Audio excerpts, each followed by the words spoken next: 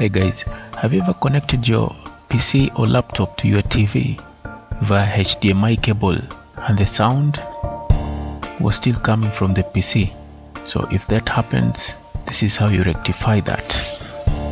First of all, you go down to the sounds here, then you'll right click, then go to sounds, then you'll go to playback.